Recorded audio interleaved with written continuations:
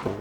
Jadi ada 3 kota yang saya datangin, yaitu Mexico City, Guadalajara, sama kota Monterrey. Semua orang bener-bener turun ke jalan, yang nggak dapat, ya seantusias itu. Ketemu sama mantan pemain dunia yang terkadang juga ya seliwar-seliwar aja di sana.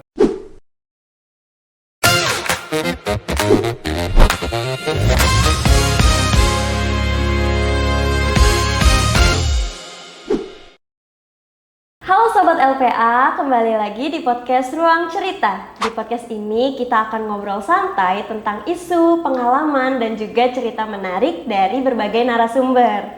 Nah, di podcast kita kali ini kita akan bahas topik yang saat ini lumayan cukup panas dan kegemaran para pecinta olahraga, yaitu di Piala Dunia.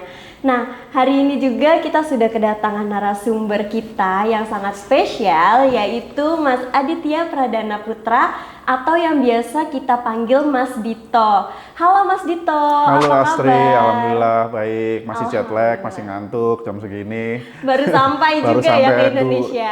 2-3 hari yang lalu. Oke, Mas Dito, oh ya Sobat LPA, Mas Dito ini merupakan pewarta foto dari Antara. Dan Mas Dito udah menerima beberapa penghargaan, diantaranya itu yang pertama juara 1 Anugerah Pewarta Astra 2025 kategori foto. Selanjutnya ada pemenang Anugerah Jurnalistik Komdiji 2025 kategori foto, dan juga pemenang Anugerah Pewarta Foto Indonesia atau APFI 2025. Nah, jadi yang pastinya Mas Dito ini pengalamannya udah cukup banyak sampai mendapatkan tugas untuk meliput langsung Piala Dunia di Meksiko. Selanjutnya kita kenalan dulu kali ya Mas Dito. Mas Dito sebelumnya udah berapa lama sih berkarir sebagai pewarta foto sampai di titik ini, awalnya tuh gimana Mas? Oke, kalau untuk sebagai pewarta foto sendiri saya sudah sejak 2011. Tapi kalau untuk di Antara saya sebenarnya udah dari tahun 2009. 2009 sampai 2010 saya sempat menjadi reporter, penulis berita. Waktu itu saya di Kota Solo. Lalu 2011 saya sempat pindah ke salah satu harian nasional yang ada di Jakarta sampai tahun 2014, dan 2015 saya kembali lagi ke Antara sebagai fotojurnalis. Oh, berarti awalnya nggak langsung ke foto ya? Nggak langsung. Jadi saya pernah magang di tahun 2009 di Antara Biro Jawa Tengah. Cuman ketika itu mungkin ada scouting talent sendiri yang dilakukan oleh kepala biro sana. Mungkin beliau kepala biro ketika itu Pak Ahmad Zainal melihat potensi saya ditulis, saya sempat akhirnya ditarik sebagai reporter tulis di sana selama hampir 2 tahun gitu. Oh, tapi sebagai pewarta foto tuh salah satu cita-cita Mas Dito nggak sih? Atau enggak? Ya, kalau cita-cita sebenarnya adalah wartawan fotografer gitu. Jadi saya waktu kuliah selain di akademis, saya di luar akademis di kampus. Kebetulan kampus saya UGM, Universitas Gadjah Mada Yogyakarta, ada 2 klub foto di jurusan dan kampus yang universitas. Di jurusan itu ada namanya PPC, lalu di universitas ada namanya UFO UGM. Jadi kebetulan di 2 komunitas itu saya ikut, dan akhirnya karena mungkin sering bergaul sama senior-senior yang berkecimpung di foto jurnalistik, terus kita sering lihat publikasi-publikasi di media-media dari foto-foto senior-senior saya, terus akhirnya ikut workshop, dan selanjutnya akhirnya membuat saya untuk berkeinginan ketika itu sebagai mahasiswa untuk menjadi fotojurnalis. Seperti itu. Gitu. Berarti emang udah dari kuliah juga pengennya ke fotografer foto gitu ya, ya, Mas? Betul.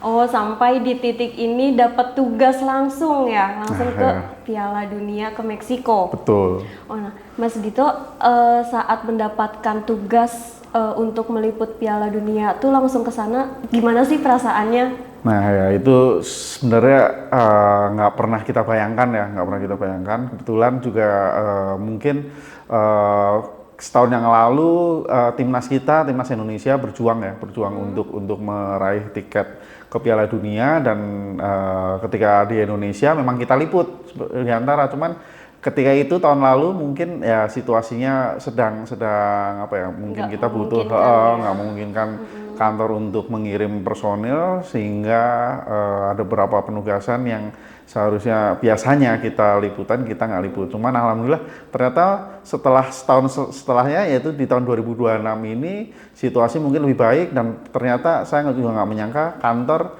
menugaskan saya untuk liputan sejauh ke negara Meksiko di seberang benua Amerika sana untuk liputan selama 23 hari. 23 hari, 23 hari. itu hampir sebulan ya? Hampir sebulan, 3 minggu lebih lah.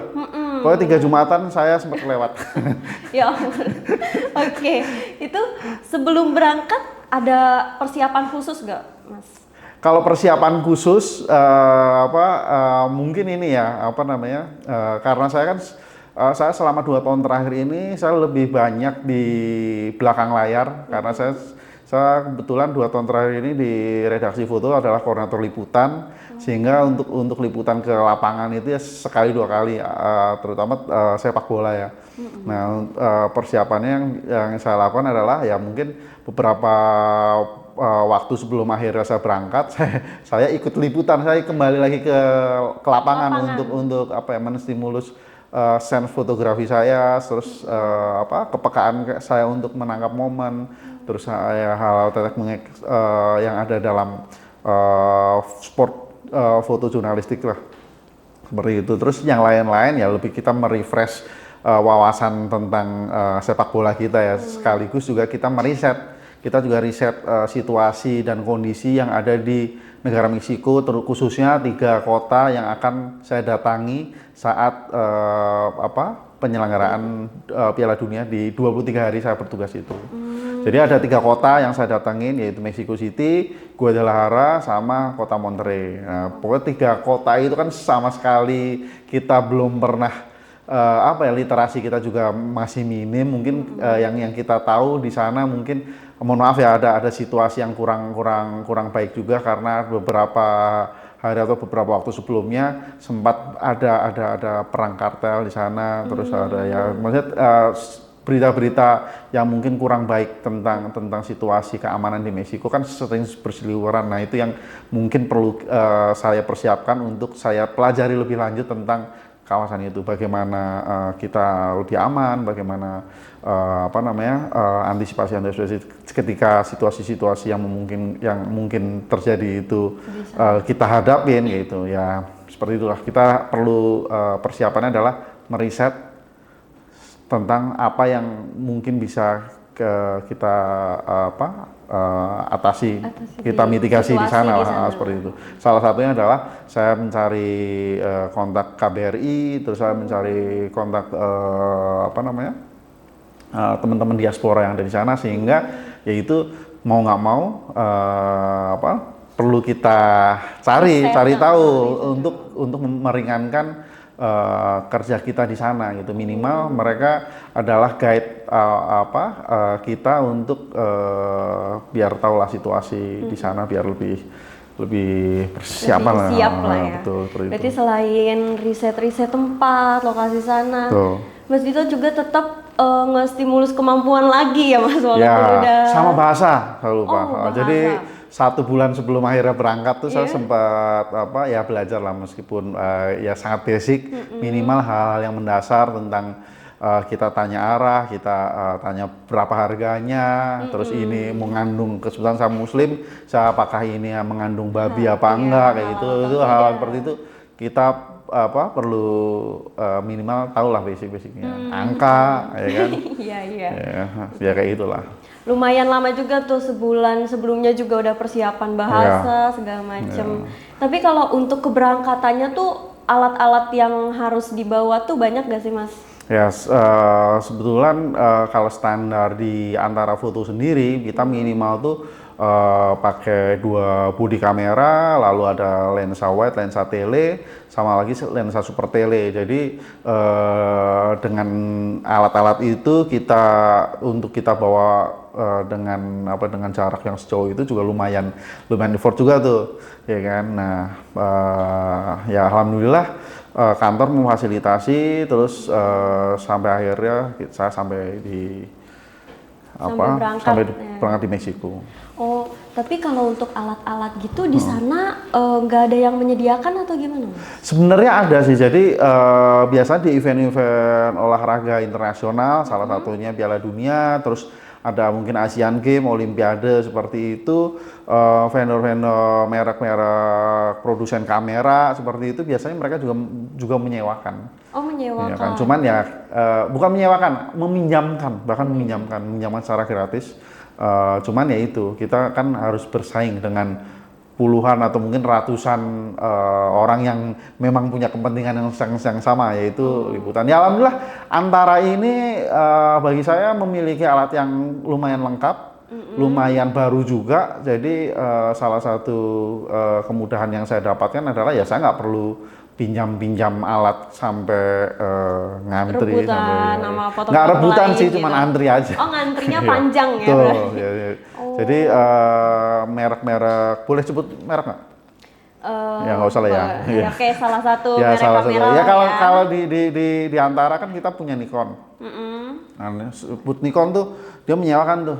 Bukan menyewakan, sorry, meminjamkan kamera sampai lensa super tele gitu. Pinjam. Jadi kompleks itu situasi di sana sampai kamera sama lensa pun disewakan. Ada Nikon, terus ada sebelahnya ada Canon, ada Sony, macam-macam seperti itu. Kita ya tapi harus cepet-cepetan, harus ngantri ya. Tapi alhamdulillah Antara udah lumayan lengkap untuk alat. Jadi nggak perlu minjam di Nggak sana perlu ya, minjam. tinggal bawa Ya, aja tinggal ya? bawa aja udah. Oh, kalau di lapangan di sana Mas, sebagai fotografer itu tuh ada akses khusus kah atau gimana? Ya, jadi beberapa bulan sebelumnya kita tuh kan apply untuk mendaftar untuk sebagai peliput di sana. Jadi ada 3 kategori, yaitu reporter, fotojurnalis, sama TV. Terus ada satu lagi mungkin host broadcast, cuman host broadcast ada salah satu TV nasional plat merah yang ada di Indonesia yang jadi itu juga ada akses khusus lah. Tapi untuk peliput biasa yaitu 3 itu, reporter, TV, sama foto. Nah, kalau foto sendiri ini seperti yang ini, kita pakai ID ini, ntar ada media foto seperti ini, lalu kita untuk foto sendiri dilengkapin ini. Kalau tulis sama TV mungkin nggak ada ini ya, cuman host broadcast tuh warna coklat. Nah kalau foto seperti ini menggunakan ini nanti, jadi ini nanti ada 2 spot yang akan yang bisa kita dapatkan untuk sebagai tempat memotret kita, yaitu ada di foto tribun. Itu sempat saya ada di situ waktu pembukaan. Nanti mungkin bisa dilihat foto-fotonya. Foto di Nah, tribun, terus foto tribun lalu nanti ada kalau kayak gini kita ada di pinggir lapangan. Di pinggir. Baik di belakang gawang, yang sisi utara sama selatan, sama sisi timur pinggir seperti itu. Nah, kayak gitu nanti ya kayak aksi-aksi pemain seperti itu, terus mungkin selebrasi atau apa bisa kita dapatkan. Ada terus ya yang pertama itu untuk mungkin nanti bisa lihat. Wah. Nanti next. Nah seperti ini lah, ini pas waktu pembukaan. Jadi ada satu spot yaitu foto tribun ya. Dan ini nanti ada tempat yang di pinggir sini untuk kita bisa ambil gambar seperti itu. Oh, tapi walaupun di tribun tuh tetap ada tempat khusus ya untuk fotografernya. Jadi kita nggak bisa gerak. Kita nggak bisa gerak, kita hanya di satu titik yang udah ditentukan seperti itu. Nanti ada yang jaga. Kalau kita kadang ketahuan lagi minggir, dia ngingetin seperti itu. Oh, alah. Berarti cukup ketat juga dong di sana. Cukup ketat, sangat ketat. Bahkan ketika pertandingan berlangsung, kita nggak boleh ngerekam gambar. Rekam video maksudnya, video karena itu aturan hanya yang boleh ngambil video itu kan hanya host dari broadcastnya seperti itu. Jadi aturannya sangat ketat. Jadi kalau ada beberapa yang mungkin bandel kadang dikeluarin atau apa seperti itu. Itu yang di tribun tuh cuma pas pembukaan aja? Bisa pas pembukaan. Oh, berarti pas pertandingan di bawah? Total ada 9 pertandingan yang saya liput. Yang satu pembukaan waktu Meksiko melawan Afrika Selatan, saya ada di atas. 8 pertandingan sisanya saya ada di bawah. Oh gitu. seperti itu. Tapi itu tuh tempat untuk fotografer itu kan udah disediain ya. Tapi untuk Mas Dito sendiri di sana bakal berebut spot yang bagus antar fotografer gitu nggak sih? Jadi kayak gini, nah ini yang mungkin teman-teman mungkin belum tahu ya. Jadi untuk bisa mendapatkan tempat itu sebenarnya kita ada kayak war ticket. War ticket, cuman war ticketnya pun juga kita dibatasin geraknya. Batasin geraknya maksudnya apa? Kayak untuk bisa mengakses tempat-tempat itu ada 3 klasifikasi kelompok wartawan. Yang pertama kelompok A yaitu jurnalis yang berasal dari 2 negara yang sedang berhadapan. Misalnya hari ini tadi ada hari ini lawan apa? Inggris melawan Belgia. Bukan, Amerika lawan Belgia. Ya kan, artinya kelompok A itu yang mendapatkan prioritas untuk memilih dulu itu dia adalah negara yang sedang bertanding. Dan kantor-kantor berita yang melayani seluruh negara-negara yang ada di dunia. Coverage-nya bukan cuma satu negara aja. Ya kan. Nah, terus kelompok kedua adalah negara tuan rumah. Meskipun dia negara, misalnya kalau hari ini kan Amerika kan tuan rumah. Misalnya yang kemarin misalnya Belanda, Maroko ada di Meksiko. Nah, kelompok kedua yang mendapatkan jadi prioritas. Prioritas kedua itu adalah wartawan tuan rumah di wartawannya Meksiko. Nah, kita antara masuk kategori C, yaitu wartawan dari negara yang tidak bertanding, tidak ikut serta tidak bertanding maupun tidak ikut serta dalam putaran final Piala Dunia seperti itu. Gitu. Jadi ketika saya mau war ticket itu, ya yang boleh dapat jatah untuk milih tempat dulu itu mereka yang kelompok A sama kelompok B. Jadi kelompok C itu ketika kelompok A sama kelompok B itu udah milih tempat. Jadi kita ibaratnya sisaan. Biasanya yang diincar itu pojokan. Di titik sudut corner kick. Corner kick seperti itu. Nah, mungkin lucu banget. Nah, ini kan saya di sini nih, ini agak tengah. Nah, corner kicknya di sini nih. Nah, ini saya dapat agak tengah gitu. Jadi nggak terlalu pinggir gitu, seperti itu. Terus mungkin bisa dilihat lagi ntar. Coba boleh ditampilin lagi. Nah, ini kan saya di belakang gawang nih, dia jalan ini. Nah, pojokannya sana. Nah, sini. Nah, itu biasanya yang kelompok A, kelompok B itu udah ngambil situ. Karena sudutnya lebih banyak gitu. Jadi lebih jauh. Kalau di sini kan mau motret ke arah gawang, kipernya juga kehalang gitu. Terus terkadang saya juga ada di pinggir sebelah sana. Nih itu di pinggir ini kalau yang sini kan sisi utara selatan nih, belakang gawang. Terkadang kita juga ada di pinggir. Nah, di pinggir. Cuman kekurangannya kalau di pinggir sana sebenarnya sudutnya lumayan sih, enak sih. Kita kemelut di gawang kita juga dapat, terus terkadang kita juga AC yang ada di tengah lapangan itu juga masih dapat. Cuman kurangnya adalah kalau yang di sisi timur situ kita nggak dapat namanya kabelan. Nah, untuk apa kabelan nanti aku ceritain.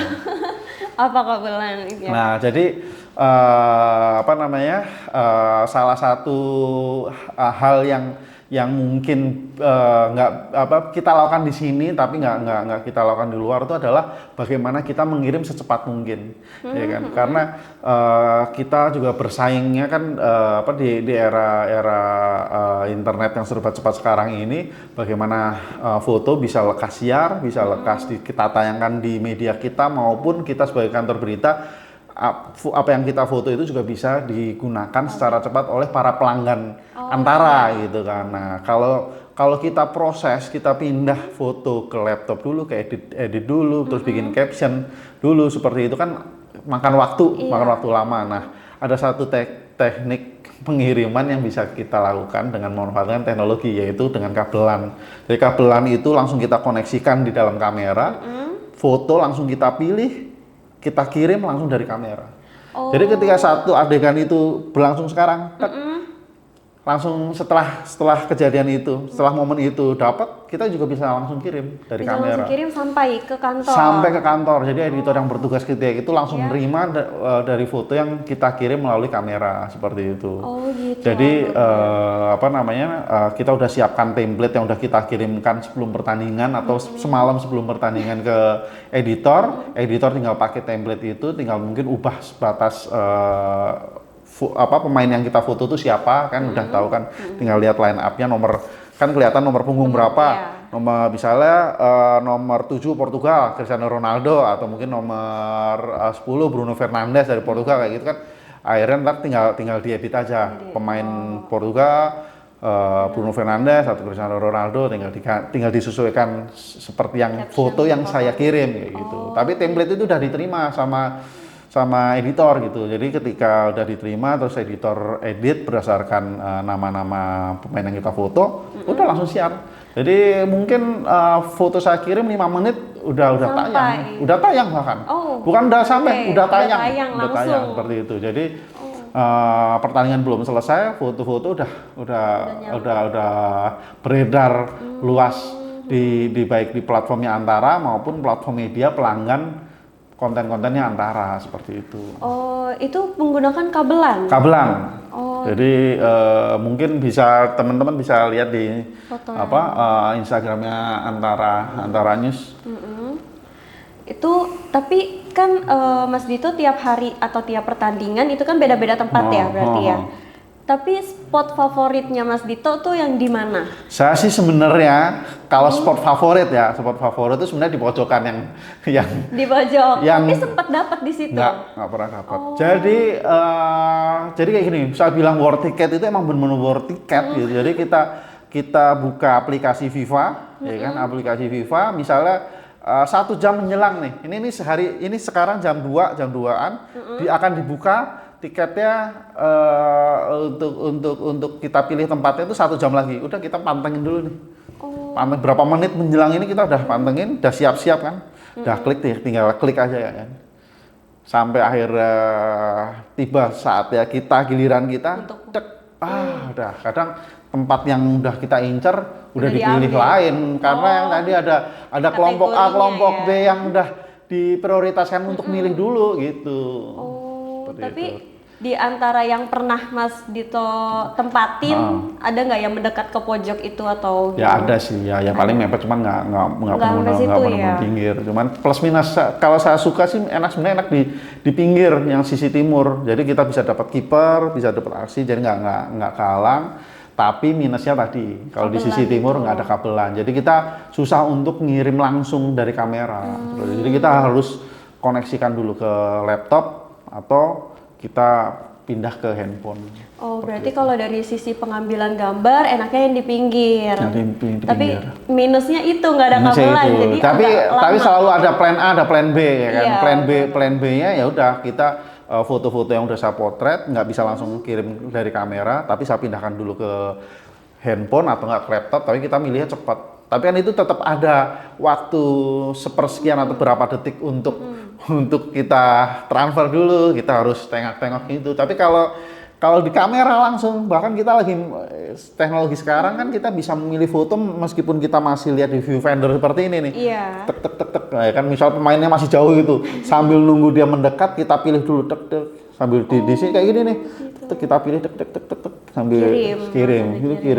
Jadi kita nggak nurunin kamera, kita nggak buka laptop, kita benar-benar standby terus udah. Seperti itu, kayak gini lah kira-kira. Mungkin bisa teman-teman bisa lihat di Instagram Antara News, kalau nggak Instagram saya. Ntar ada proses saya ngirim ini Instagram. Nanti kelihatan Mas, kalau ditampilin. Mungkin nanti diaturin sama teman-teman. Jadi momen Piala Dunia ini tuh sebenarnya mengasah atau mempertajam kemampuan kita untuk mengirim dengan cepat meskipun dalam situasi yang hektik, dalam situasi yang kompleks, ya kan. Terkadang bahkan situasinya adalah hujan. Itu kalau hujan gimana? Kalau hujan mau nggak mau sebenarnya situasi seperti itu yang paling memudahkan untuk kirim adalah ya pakai kabelan. Bayangkan dalam hujan deras kita buka laptop, Aduh. kita buka handphone, ya kan, Iya. itu akan sangat menyulitkan gitu.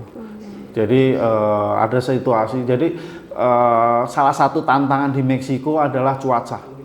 Selain udaranya dingin, khususnya di Meksiko City itu suhu udara setelah jam 12 siang, ya kan, sampai malam itu antara 15 derajat sampai 10 derajat Celcius. Wah. Jadi untuk kita yang makhluk tropis, ya kan, untuk kita yang makhluk tropis ini sungguh membuat menggigil gitu. Ditambah kalau lagi hujan. Nah, jadi salah satu cuaca, alhamdulillah saya masih sehat. Alhamdulillah. Ya, cuman sekarang mulai rada tenggorokan. Cuman ya itu apa namanya, ketika cuaca dingin terus ditambah hujan ya apa namanya, situasi kalau nggak ada kabelan itu sangat menyulitkan karena kita harus buka laptop, hujan-hujan ya kan. Mungkin ada sih videonya, jadi pakai apa, jas hujan seperti itu sambil lihat gitu. Tapi alhamdulillah ketika pas hujan deras seperti itu kita masih ada kabelan, jadi kita masih dalam jas hujan seperti itu sambil motret seperti itu, kita sambil ngirim di kamera. Oh, tapi perubahan cuaca ngaruhin ke peralatan juga nggak, Mas? Ya iya. Perawatannya atau gimana ya, gitu? Karena kita apa namanya, biar masih bisa terus bekerja ya kan, jangan sampai air itu bikin konslet terus kita nggak bisa kerja. Ya udah mau nggak mau kita harus pakai jas hujan. Ada cover rain khusus, apa namanya, rain cover untuk apa namanya, untuk kamera, khusus kamera. Punya saja yang biar langsung ini. Boleh. Ini mah panjang banget, jauh banget. Coba. Jauh ya, banyak ya cerita di sananya. Wah, jauh udah. Tapi soalnya udah berapa hari yang lalu. Mas Dito, aku mau nanya dari sisi fotografer, untuk ngeliput pertandingan itu best momennya tuh pas apa sih? Apa pas cetak gol kah atau huru haranya kayak gimana pasti sih pas momennya? selebrasi ya. Tapi kalau pas masih pertandingan kualifikasi ya pas nyetak gol atau enggak pas momen-momen apa ya, sepersekian detik gitu. Jadi salah satu hal yang menjadi tantangan kita liputan bola itu adalah kepekaan momen, terus belum kita ngikutin pergerakan yang sangat cepat, ya kan. Terus apa namanya, situasi-situasi yang mungkin apa ya, di luar apa ya, karena ada situasi-situasi yang kita habis dapat momen, kita rasa itu momen terbaik, ternyata setelah itu ketika kita turunkan kamera ada momen terusan yang entah misalnya apa namanya, ada refleks emosi atau mungkin respon setelah satu peristiwa itu terjadi. Jadi tantangannya adalah itu gitu. Jadi mau nggak mau harusnya jangan berpuas diri ketika kita udah dapat satu momen gitu. Terkadang satu momen yang kita anggap terbaik, setelah kita turunkan kamera ada momen-momen lain yang itu. Jadi ya salah satu keparnoan saya ketika kita turunkan kamera adalah kehilangan momen itu. Tapi kan terkadang kita harus turunkan kamera, misalnya apa namanya, minimal ketika kita mau kirim foto atau enggak, ya hal yang sepele yang manusiawi, terkadang mata kita lagi pegel atau mungkin mau minum atau mungkin capek megangin gitu. Nah ini misalnya nih coba lihat seperti ini. Nah ini kan, nah ini kan dari sini langsung saya kirim gitu. Oh, langsung ke pengiriman. Nah ini kita malam sebelumnya kita bikin kayak template dulu di sini. Biasanya kebiasaan teman-teman Antara Foto H-1 kalau enggak beberapa jam sebelum pertandingan kita kayak bikin template dulu gitu. Nah, bisa dipercepat kalau. Tapi berarti Mas Dito pernah nggak pas pulang dari pertandingan tuh ngerasa agak kurang puas sama fotonya? Ya atau itu kan? Pasti apalagi ya. kita kan kadang mengevaluasi juga, lihat foto cepretan dari fotografer lain dari kantor berita asing atau mungkin apa namanya, fotografer Missy Minas kanan kiri kita. Karena kanan kiri kita kan kita juga tuker-tukeran apa Instagram, terus kamu dari mana gitu kan, kita lihat ini harusnya dapat atau apa. Ya kayak gitu. Mulai momen-momen yang terkadang apa kita ketinggalan karena situasi-situasi yang aku bilang tadi tuh, yang kita haus, kita kelilipan, Iya, yang kita agak meleng dikit gitu. meleng dikit. Aduh, kadang ya itu tuh harusnya dari tadi misalnya aku tunggu dan terkadang situasi situasi keberuntungan itu memang berlaku di sini gitu. Misalnya saya ada di sisi selatan, ya kan, di sisi selatan. Misalnya kemarin Meksiko lawan kemarin lawan apa? Meksiko lawan apa? Mas ngikutin ya? Yang kalah. Meksiko lawan Inggris, ya kan, Meksiko lawan Inggris ya kan. Misalnya kalau Meksiko lawan Inggris kemarin agak ketat sih. Misalnya Jepang Tunisia lah. Jepang Tunisia. Jepang kan pressingnya ketat terus tuh.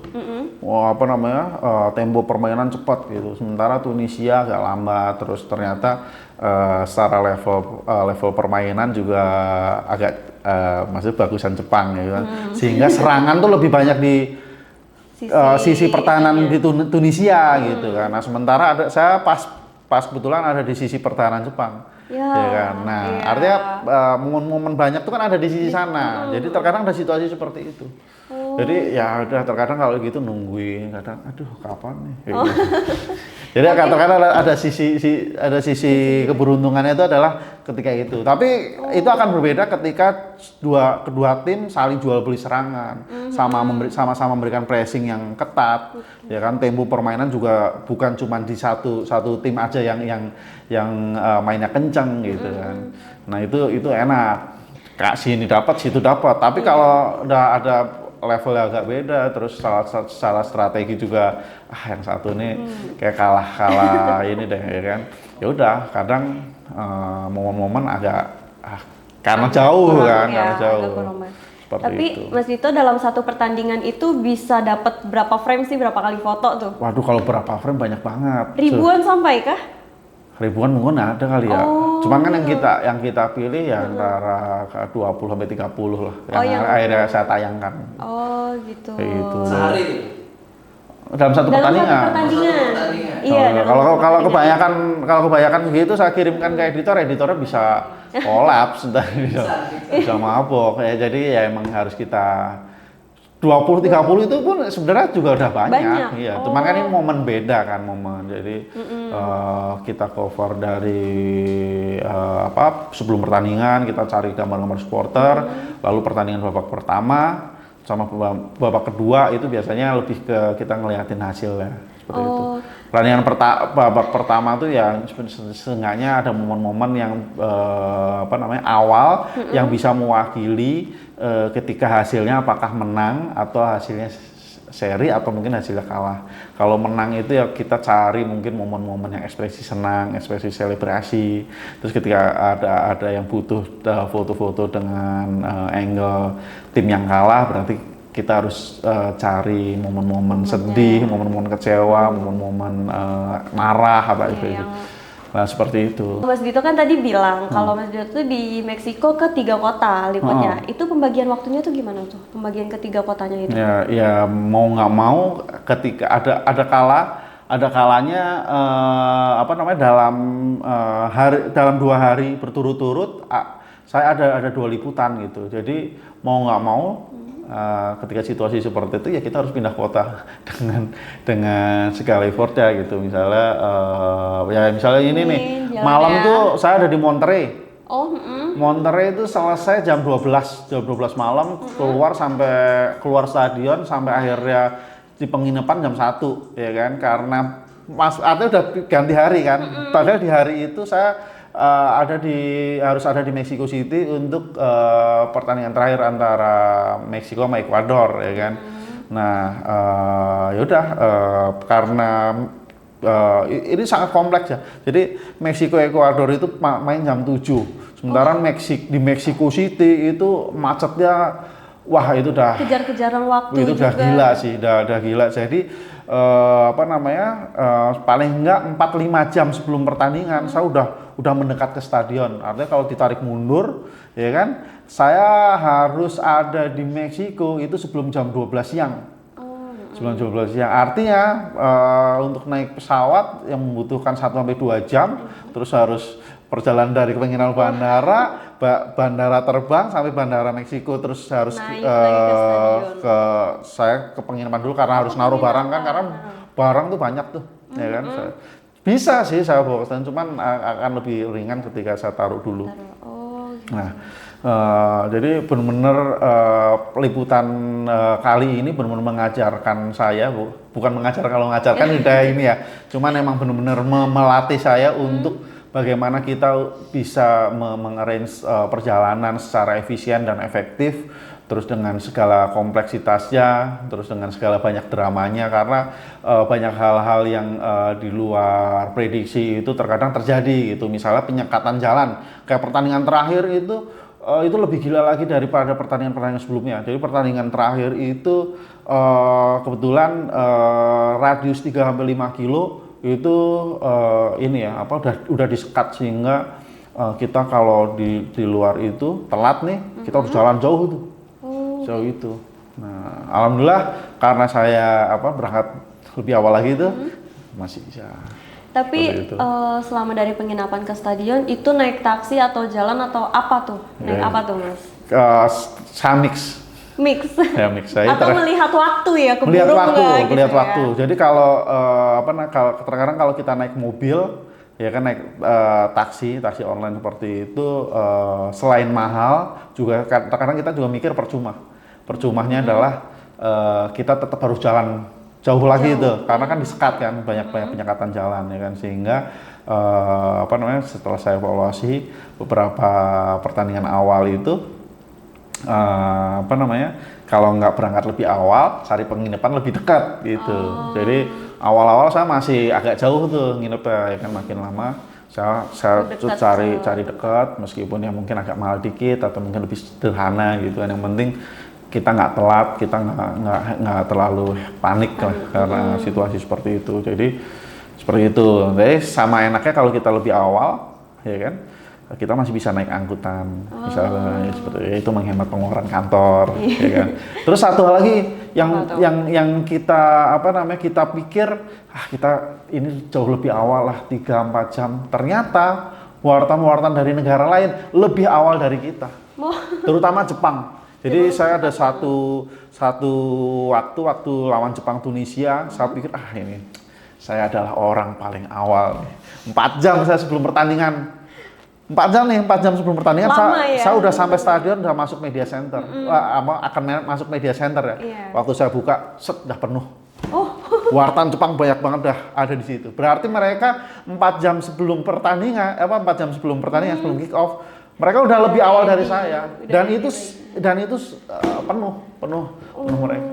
Gitu. Jadi ya seperti itulah kompleksitas liputan Piala Dunia seperti sekarang ini yang saya alami. Iya, kita kalau ngelihat dari vlognya ya, dari media-media tuh kan kayak seru ya kelihatannya di sana tuh, tapi di baliknya tuh kayak kejar-kejaran waktu tugas gitu ya Mas ya. Belum ada drama-drama lain, misalnya di bandara ternyata tiap maskapai punya aturan yang berbeda untuk bawaan-bawaan kayak gitu. Jadi terkadang ada situasi seperti itu, yaitu faktor lain lah ya.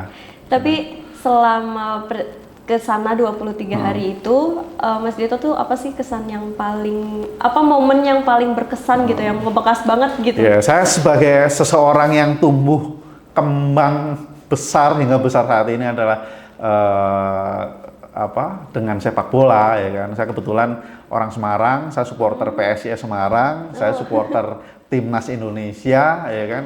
Ketika saya melihat situasi di Meksiko sana, ini benar-benar kalau mau dibilang agama kedua adalah sepak bola, di sana emang benar-benar situasi seperti itu, dan selama ini kan sepak bola adalah agama kedua itu semacam idiom yang ngapain sih, masa sih, emang di sana seperti itu gitu. Jadi ibaratnya semua kegiatan perkantoran, sekolah, bahkan mohon maaf ya agama gereja atau apa gitu bisa ini, karena kenapa saya bilang ada pastor yang bahkan apa namanya bukan meniadakan tapi mempercepat apa namanya kegiatannya di gereja untuk nonton gitu. Saking seperti itu karena semua orang benar-benar turun ke jalan yang nggak dapat Antusiasnya besar antusias ya. itu.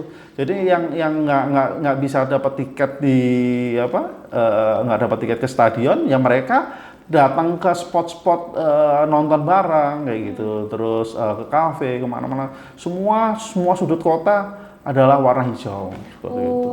Itu baik di Mexico City, Guadalajara maupun Monterrey seperti itu. Kan Mas Dito liputan di sana 23 hari nih. Tapi kan Piala Dunia ini belum selesai, belum final. Nanti final balik lagi atau gimana, Mas? Ya kebetulan kantor nugasin saya di final, insya Allah berangkat lagi. Kebetulan tiket pesawat udah, cuman tiket untuk berada di spot motret itu yang belum. Karena baru tanggal 14 Juni akan dibuka. Jadi 14 Juni nanti saya akan war tiket untuk posisi yang tuh. Kalau ID-nya satu Mas, ID-nya. Kalau ini satu, masih satu. Sama berarti ya. Maksudnya buat semua stadion bisa gitu. Semua stadion bisa. Bahkan saya waktu kemarin pulang sempat transit di LA, Spanyol tuh main di situ. Saya mungkin keluar bisa kali, cuman semangatnya tuh udah pengen cepet makan tunjang. Berarti lebih kangen sama masakan Indonesia di sana. Betul. Padahal tadi aku lihat videonya makanan di sana juga kayak Mas Dito enak-enak aja. Ya, atau enakan di Indonesia gitu. Pastilah. Wah, ya kalau makanan Indonesia tuh saya pikir nggak ada duanya sih. Oh, berarti udah nggak tergantikan sih. Kalah lah kalau makanan itu. Karena saya emang nggak biasa makanan sana ya mungkin ya. Oh, berarti emang selama di sana tuh mikirnya makanan Indonesia aja ya, biar cepet pulang, mau pulang. Kalaupun ada makanan Indonesia di sana mahal. Oh, gitu. Ada restoran Indonesia. Cuman kan karena mereka mengakses untuk bahan-bahannya itu susah ya kan, terus mereka harus ngimpor dari Amerika atau mungkin dari negara lain seperti itu atau mungkin dari Indonesia tapi harus melalui proses yang panjang, akhirnya jadi makanan Indonesia di sananya lebih mahal. Oh gitu. Mas Dito kan nanti final balik lagi nih. Apa sih momen yang Mas Dito kemarin lewatin yang pengen banget Mas Dito kejar di final nanti? Ya yang pasti kalau momen puncak seperti itu ya selebrasinya ntar. Ya bukan karena kemarin nggak dapat atau apa, tapi memang itu yang udah yang paling utama untuk dikejar selain hal-hal yang mungkin drama-drama lainnya. Entah drama yang kalah juga kita tetap ambil gitu. Mas Dito, kita tunggu kabarnya, kita tunggu liputannya Mas Dito selama final nanti. Dapat tempat nih. Amin, semoga hasilnya bagus deh. Posisinya dapat posisi yang tepat juga. Amin. Nah, Mas Dito, kalau aku mau tahu nih satu lagi. Mas Dito untuk di final juaranya Mas Dito tuh siapa? Pegangannya Mas Dito. Ayo, siapa Mas Dito? Saya jujur aja kemarin pegang Jepang. Oh. Ya.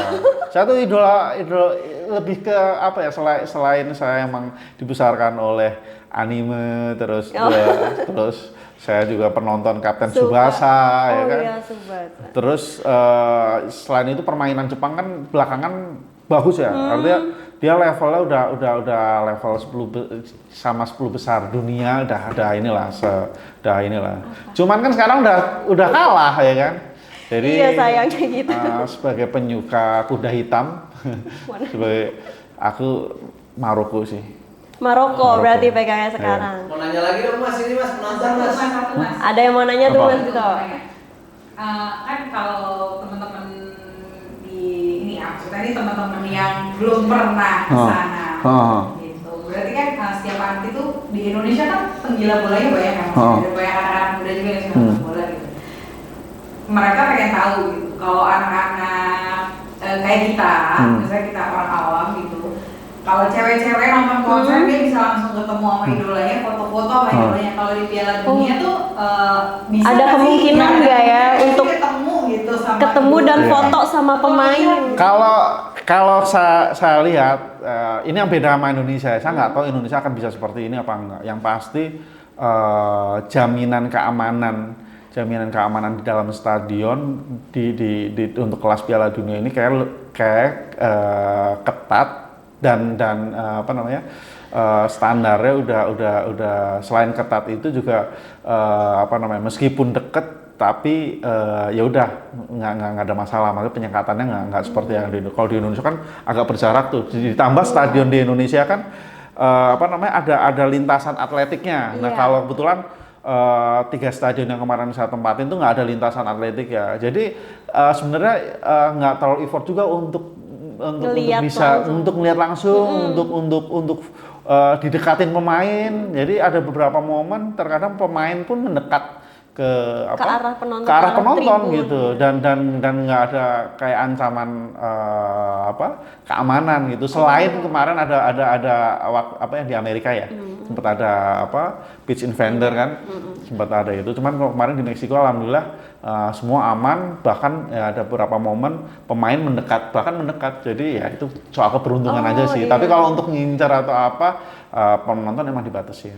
Selain keberuntungan lainnya adalah ketemu sama mantan pemain dunia yang terkadang juga ya seliwar-seliwar aja di sana. Jadi saya beberapa pemain kayak Javier Hernandez, terus Clarence Seedorf, Ronaldinho, terus David Silva, itu udah seliwar-seliwar aja di depan kita karena dia mau ke wawancara kah, atau mungkin mau ke titik yang dia cari gitu.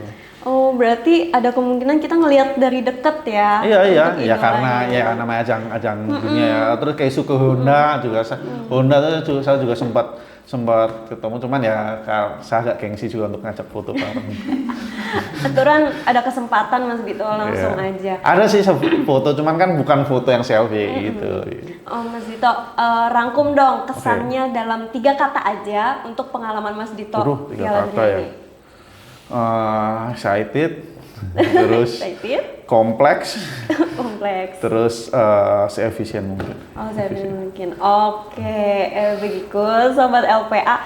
Semoga makasih banyak Mas Dito atas berbagi pengalamannya yang ternyata seru banget gitu di balik video-video atau foto yang kita lihat di media, dan ternyata di balik itu tuh ada perjuangannya juga dari kejaran waktu, posisi dan lainnya gitu.